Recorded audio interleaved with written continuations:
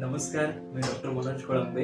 आता आपला पावसाळा चालू होतोय, त्या संदर्भात आपण व्हिडिओ बनवूया अशी संकल्पना मनात आली, म्हणून एक व्हिडिओ स्टार्ट करत आहे.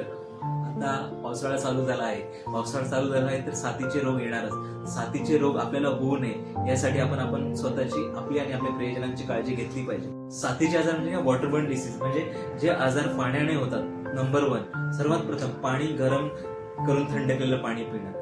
पावसाळ्यामध्ये पाण्याने जास्त आजार होतात, तर त्यासाठी सर्वात प्रथम पाणी स्वच्छ पिणं गरजेचं आहे. सर्वांनी काळजी घ्या, पाणी स्वच्छ प्या. नंबर 2, आपण जे पण अन्न खाणार आहात ते ताजं शिजवलेलं असलेलं पाहिजे आणि फ्रेश असलं पाहिजे, का तर त्याच्याने आपल्याला कुठल्याही प्रकारचा आजार होणार नाही. नंबर 3, जेवण झाल्यानंतर आपण थोडासा हलकासा व्यायाम किंवा वॉक केला पाहिजे. त्याच्याने आपल्याला अन्नपचन किंवा अन्न रिलेटेड, ऍसिडिटी रिलेटेड ह्या गोष्टी होणार नाही.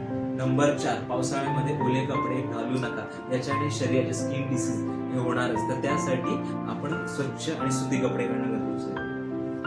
तुम्हाला काही त्रास किंवा कुठल्याही गोष्टीचा काही त्रास असेल, माझ्याशी संपर्क करायचा असेल, स्क्रीनवर नंबर आहे, कृपया ह्या नंबरवर संपर्क साधू शकता. धन्यवाद.